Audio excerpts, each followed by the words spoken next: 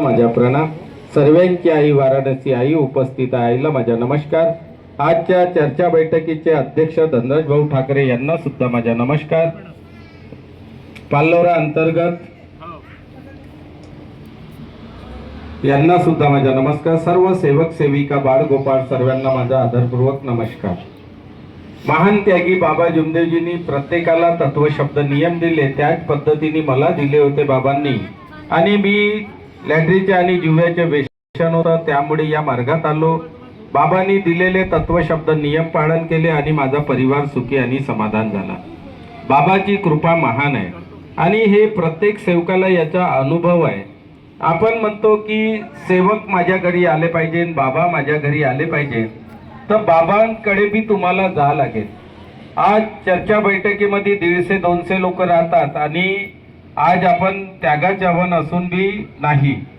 काल मी म्हटलं की आपण दुसऱ्या दिवशी करून, एक दिवस आपल्याला टाइम मिळेल तर नाही ना भाऊ, आजच करून प्रॉब्लेम येणार आहे. ह्या सर्व गोष्टी तर भगवंतही आपल्याकडे कसा प्रॉब्लेम आणते.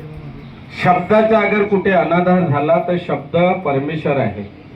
जेव्हा चर्चा बैठक सुरू झाली आणि या बैठकीला परमेश्वराचे कार्य असते आणि त्यांचा परिवार, त्यांची पत्नी वगैरे चर्चा बैठकीला येत राहते जेव्हाही टाइम मिळाला तेव्हा. पण त्यांना किती वेळा तरी म्हटलं की भाऊ तुम्ही चर्चा बैठकीला या, हवन कार्याला या. काही लोकांना तर असं वाटते की मला माईक वरती उभे करेल म्हणून चर्चा बैठकीमध्ये येत नाही. आपण चर्चा बैठकीचं कारण असं आहे की आपण एकतेचे प्रणाम जे चर्चा बैठकमध्ये होते ते आपल्या जीवनामध्ये खूप मोठं कार्य करत आहे.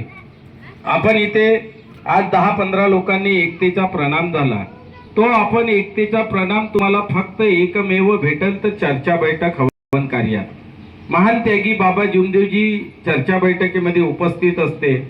एक दिवस आम्ही यांच्या निवासस्थानी आलो आणि त्यांनी मला खूप फोर्स केला की भाऊ तुम्ही या, पण माझे सासू सासरे असे काही बोलून देतात. तर मी म्हटलं काही घाबरू नका, भगवंताचे कार्य आहे, मी येते. जेव्हा आलो आणि जेव्हा ते बोलणं झालं, त्यांचे सासरे डोळ्यात पाणी आलं आणि परिवार सुंदर आहे.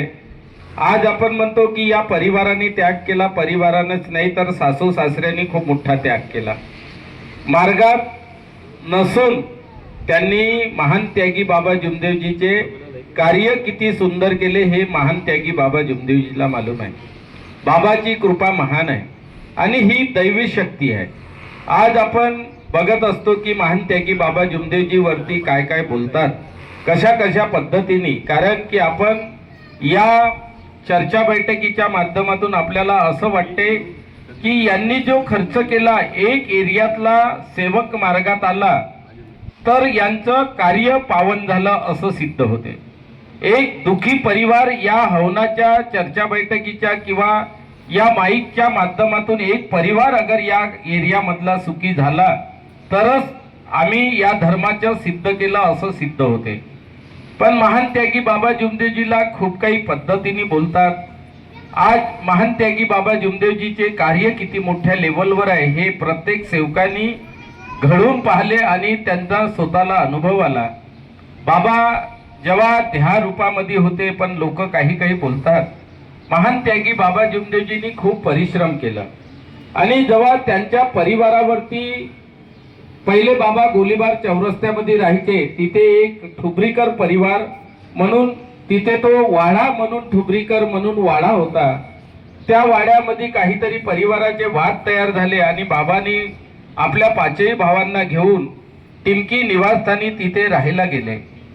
जेव्हा बाबा राहायला गेले सर्व झालं तिथे, पण ते घरच असं होतं की एकदम भुताडकीवर आणि जीवहानीवर. त्याच माध्यमातून त्यांनी कमी पैशात विकण्यात आलं. बाबांनी ते घर घेण्यात आलं. बाबांनी जेव्हा घर घेतलं, पाहिलं का माझ्या परिवारावरती किती दुःख येत आहे, माझ्या भावांवरती. तर बाबांनी दैवी शक्ती प्राप्त करण्यासाठी महान त्यागी बाबा जुमदेवजी एक भगवंत त्यांना प्राप्त झाला आणि ही परमात्माची रूपरेषा सांगितली. महान त्यागी बाबा जुमदेवजी जसं यांच्या परिवाराला माझ्याकडे ज्यांनी पाठवलं, माझे नियम आहे आणि त्या परिवाराला तुम्ही निमंत्रण दिल्याशिवाय कोणालाही निमंत्रण देता येत नाही. म्हणून या सर्व गोष्टी पालन करणं गरजेचं आहे. बाबा जुमदेवजींनी परमेश्वरी कृपा प्राप्त केली, परमेश्वर प्राप्त झाला बाबांना. आणि जेव्हा एखादी निरंकार मध्ये बाबा 7 दिवस राहिले, कारण की तेव्हा भगवान बाबा हनुमानजींनी आणि 36 कोटी देवांनी बाबांना बोलावण्यात आलं. जेव्हा बाबांना बोलावलं, सर्व काही झालं, तेव्हा बाबा निरंकार मध्ये होते आणि पूर्ण परिवाराचं जीवन कसं जगायचं, जीवन कसं वाचायचं, त्याच्यासाठी बाबा खूप प्रयत्न करत होते. आणि तेव्हा बाबांना म्हणजे परिवाराला सांगण्यात आलं की प्रत्येक जण एक वेळा सकाळी उठून विनंती करायची आहे.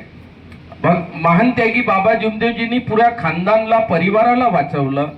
आणि बाबा जुमदेवजी तेव्हा ध्यान रूपात गेले, तेव्हा बाबा जुमदेवजीला वाईट शब्दाचा वापर करत आहे सेवक लोक, मार्गदर्शक लोक. ही चुकीचे कार्य आहे. बाबाचे कर्म आणि बाबाचे कार्य कोणत्या लेवलवर आहे. आज अगर आपण एखादी शब्द वाईट बाबासाहेब आंबेडकरच्या वत्त कोणी अगर वाईट बोलला तर त्याची तिथेच गर्दन कटेल किंवा तिथे काय होईल त्याचा भरोसा नाही. पण आम्ही महानत्यागी बाबा जुमदेवजीने एवढं मोठं दुःख दूर केलं, एवढी मोठी भक्ती प्राप्त केली, पण आमच्या बाबांना वाईट शब्दात बोलण्यात येते. पण बाबाची कृपा महान आहे. भगवंत या सर्व गोष्टीमुळे महान त्यागी बाबा जुमदेवजींनी खूप परिश्रम करून हा धर्म स्थापन केला. परमेश्वराचे कार्य करण्यासाठी प्रत्येक सेवकांनी, मी 100 वेळा सांगतो की आज मी माझं इथे तर त्यागाचं हवन आहेच आहे, पण माझ्याकडे मोठी कॅटरिंग माडगी नगरला बुजाडे भाऊजीकडे आहे. त्यानंतर बहादुरा परिसरामध्ये चर्चा बैठक आहे. मी हे सर्व कार्यक्रम अटेंड करतो, याच्यासाठी अटेंड करतो का माझी उपस्थिती बाबा समोर असावं आणि माझ्याकडे किती चांगला परिणाम येईल त्याच्याकडे जास्त प्रयत्न करतो. महान त्यागी बाबा जुमदेवजीची कृपा महान आहे. या परिवाराने जे काही कार्य केले, परमेश्वरा त्यांच्या कार्याला यश मिळावं, त्यांच्या परिवाराला सुख समाधान मिळावं.